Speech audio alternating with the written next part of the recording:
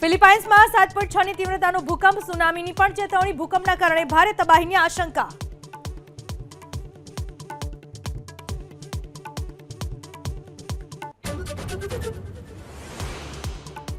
IPS Y પૂરણકુમારની આત્મહત્યાના કેસમાં હરિયાણાના DGP સામે નોંધાઈ પોલીસ ફરિયાદ.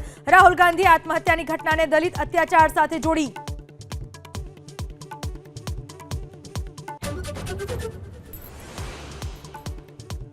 આજે જાહેર થશે નોબેલ શાંતિ પુરસ્કાર. અમેરિકાના રાષ્ટ્રપતિ ટ્રમ્પ પર પ્રબળ દાવેદાર. ઇઝરાયલના પ્રધાનમંત્રી નેતન્યાહુએ ટ્રમ્પને ગણાવ્યા નોબેલ માટે હકદાર.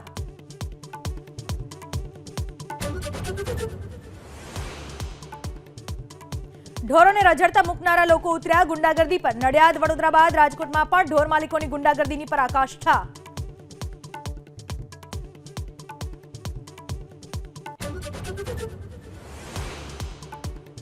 અમદાવાદમાં ટ્રાફિક પોલીસનો લાંચિયો કર્મચારી સકંજામાં. ટ્રાન્સપોર્ટના વેપારી પાસે લાંચ અને દિવાળી બોનસ પેટે માંગ્યા હતા 1,000 રૂપિયા.